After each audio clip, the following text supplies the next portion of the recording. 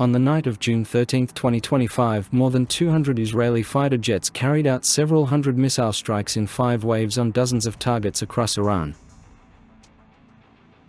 Before this, Mossad carried out a multi-stage intelligence and sabotage operation. Small drones hit air defense systems, missile depots, and other important targets. Israel reports complete dominance over the enemy. However, Iran strikes back hard, and even the highly praised Iron Dome and other Israeli missile defense systems cannot cope with all the hundreds of ballistic missiles fired by the Iranians. There is a lot of destruction and human casualties. Looking at all of this, it's hard to believe that just 50 years ago Israel and Iran were almost the main allies in the region. So what went wrong? The creation of Israel as a country in the middle of the Arab world was celebrated by very few locals. Immediately after the UN resolution in 1947 to partition Palestine into separate Arab and Jewish states, war broke out between the sides. When Israel declared independence on May 14, 1948, Egyptian planes bombed Tel Aviv the very next day. The invasion was launched by a coalition of Arab countries, including Egypt, Jordan, Syria, Iraq, and Lebanon, but not Iran. Israel won that war, as well as several subsequent ones, essentially defending its right to exist each time. One way or another, the Israelis gradually began building diplomatic relations, and whether you believe it or not, Iran was almost Israel's closest partner in the Middle East. The countries maintained trade ties. Israel helped Iran develop its infrastructure and, importantly, its air defense and missile development programs. They even exchanged intelligence. The thing is, after World War II, Iran, while still a monarchy, became very Western-oriented under the rule of Shah Mohammad Reza Pahlavi. This is what the Iranians looked like in the 70s of the last century. However, among the Islamic population, there were many who were dissatisfied with the westernization of the country. When women gained divorce and child rights, unrest spread nationwide. It wasn't the only reason, of course, but it was a key one. If you want a more detailed video about the Islamic Revolution, let us know in the comments. Let's note that Shah Pahlavi suddenly took off on an overseas vacation, and decided not to return. Meanwhile, the previously exiled Ayatollah Ruhollah Mousavi Khomeini returned to Iran and became the first supreme leader of the Islamic Republic of Iran. Iranians never dressed like that anymore. Almost on his first day in power, Khomeini dubbed the United States the Great Satan and Israel the Little Satan. The destruction of Israel literally became Iran's national policy. This marked the beginning of a nearly 50-year-long conflict that may now be reaching its peak before our eyes.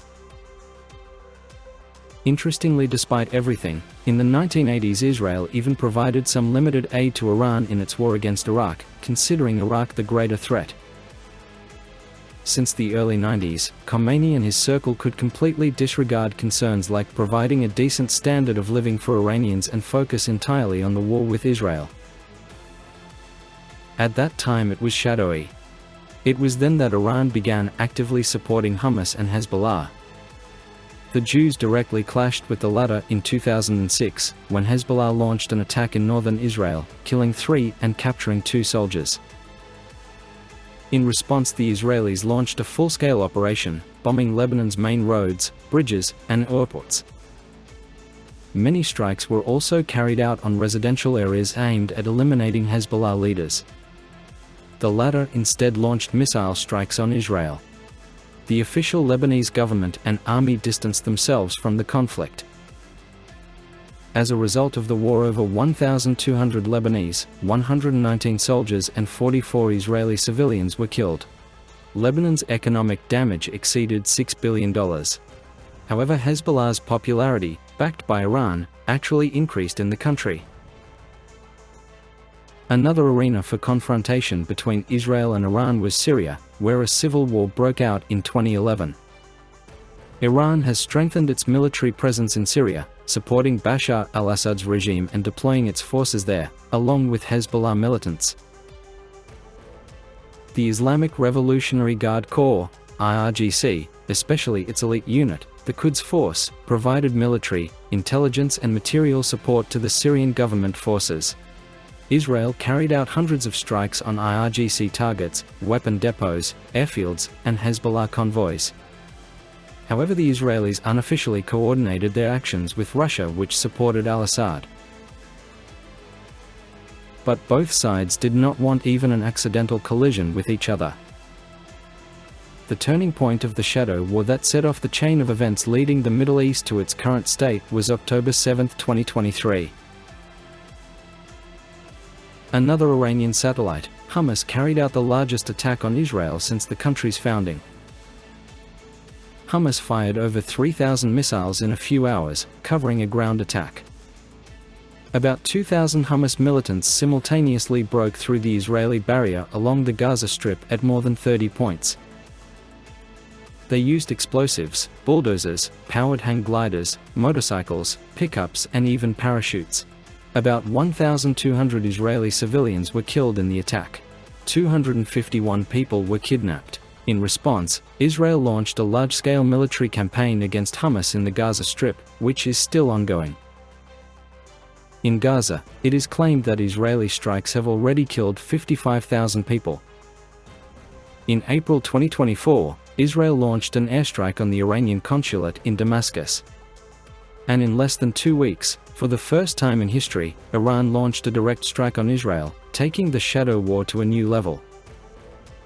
Most of the hundreds of drones and missiles launched by the Iranians were intercepted by Israel's and its allies' air defense systems. Even then, the whole world held its breath, awaiting a full-scale war in the region. However, in the fall, Israel limited its response to an airstrike on Iranian military and possibly nuclear sites in retaliation for the April attack. But the rhetoric of Israel's current Prime Minister, Benjamin Netanyahu, left no doubt that he is unlikely to stop. On top of that, at home Netanyahu was blamed for missing the Hamas invasion, and he also faces corruption charges. So continuing the war is a good way for Bibi to stay in power, and possibly stay free. No matter the behind-the-scenes political games, the fact remains unchanged. Iran poses an existential threat to Israel, having made it literally its state policy. So Netanyahu did issue the order for the attack on June 13, 2025. Despite the elimination of the top Iranian military leadership and successful airstrikes on military targets, Iran's current supreme leader, Ayatollah Ali Khamenei, is still alive. He declares the country's intention to fight for as long as necessary and has even chosen successors just in case. Moreover, Israel did not have weapons powerful enough to reach Iran's key nuclear facilities, located tens of meters deep under mountain rock. Netanyahu made a very risky bet that Donald Trump, completely unpredictable but eager for some victories since the start of his new term, would join the operation. And to Bibi's credit, he wasn't wrong.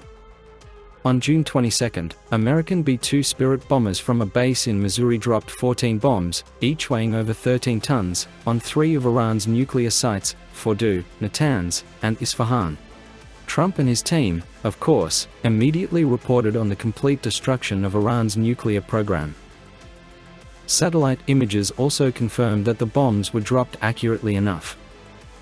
The New York Times, however, reports that key equipment and even enriched uranium were removed from the sites before the strike. Anyway, Trump still got a chance to shout to the world about his peacemaking greatness. Israel and Iran agreed to a ceasefire, broke it almost immediately, but eventually halted the fighting. No matter how long the relative quiet lasts, days, weeks, or months, it changes nothing. The policy of the Iranian regime, with the destruction of Israel at its very core, hasn't changed. If there's anything left of the nuclear program, Iran will undoubtedly continue its work in that direction, as well as its support for Hamas and Hezbollah. So no matter how proud the Americans are of their bombing peacekeeping, the confrontation between Israel and Iran, which began in 1979, is unlikely to end anytime soon.